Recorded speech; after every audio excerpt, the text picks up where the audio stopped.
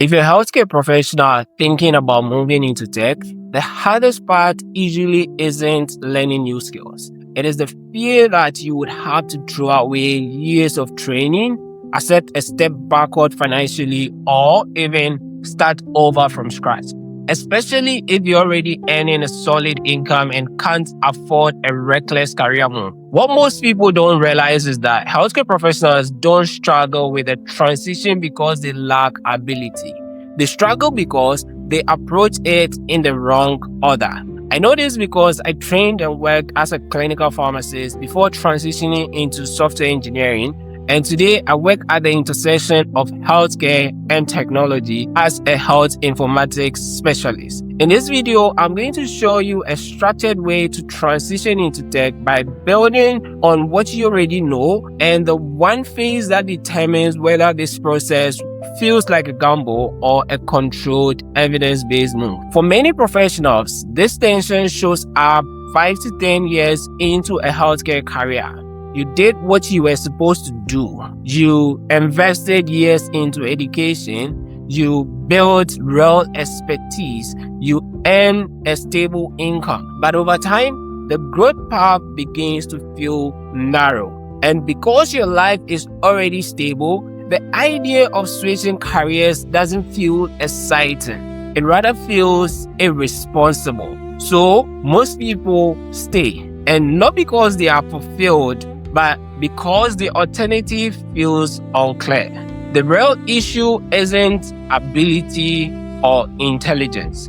The problem is that most career transitions are attempted without a structured sequence. And when the order is wrong, even capable professionals end up overwhelmed, discouraged, or stuck in permanent preparation mode. The biggest mistake people make when trying to move into tech is believing they have to start from zero. Starting from zero means that you are enrolling in random courses, you're learning disconnected tools, you're competing with people who have already spent years in the ecosystem. That approach is slow, exhausting, and demoralizing. A successful transition doesn't happen by abandoning what you know. It actually happens by repositioning what you already know. Healthcare professionals already possess advanced professional assets, including systems thinking, workflow awareness, decision discipline, documentation precision, and experience operating inside regulated environments. These are not beginner skills. The transition works when you learn how to connect those assets to technical capability instead of trying to replace your entire identity. That connection happens through a specific sequence, and once you see it, everything changes. Phase 2 is proof of capability.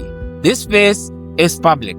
Many people build generic projects that send weak signals. Instead, your goal is to create domain-aligned proof, work that demonstrates you understand both the problem space and the technology supporting it. This might look like automating a healthcare workflow, improving reporting or documentation processes, analyzing operational data, simulating real system improvement. Here's what changes when this proof is aligned. You stop presenting yourself as someone learning tech. You start positioning yourself as a professional who understands a specialized environment and can build solutions inside it. In my own transition, this phase is what shifted conversations from "are you qualified" to "when can you start?" But even with proof, many people still feel anxious. That's because there is one final phase that determines whether the transition feels risky or controlled.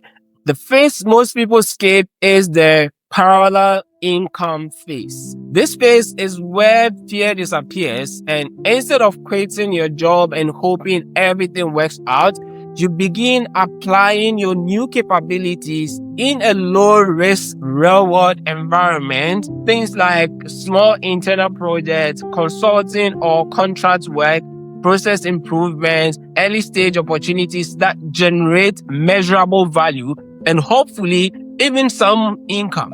This space creates something powerful. It creates evidence. And once you see that your skills can produce real outcomes while you're still employed, the transition stops feeling like a leap of faith. It becomes a runway. And once a runway exists, your decisions are no longer driven by anxiety. Here's the full mental model, the transition runway framework.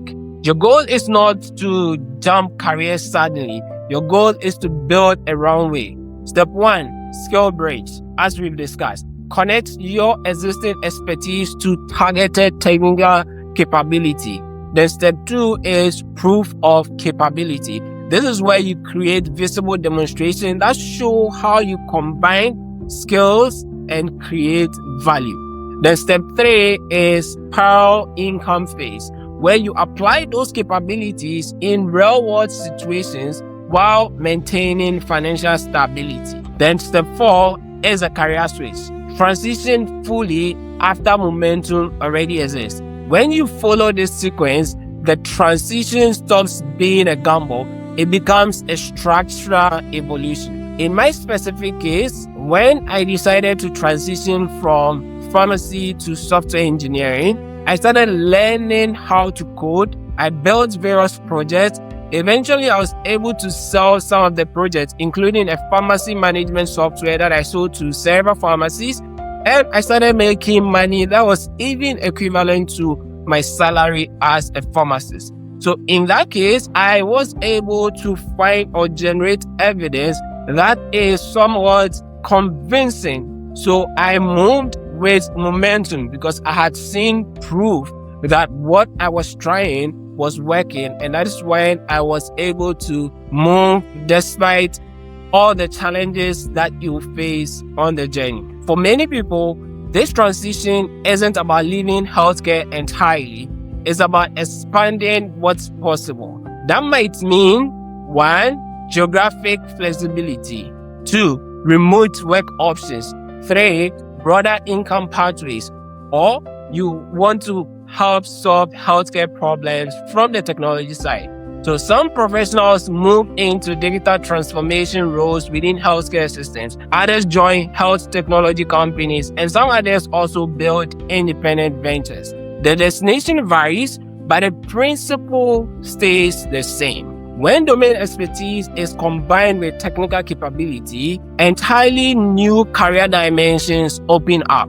And importantly, this doesn't need to happen overnight. The most sustainable transitions are gradual, structured, and evidence-driven. In the next video, I'll break down the specific tech roles healthcare professionals can transition into without taking a major salary cut, and which ones are actually strategic to start with. This will save you months of chasing the wrong path. So if you want a practical, structured roadmap instead of generic career advice, go ahead and click the subscribe button, and I'll see you in the next one.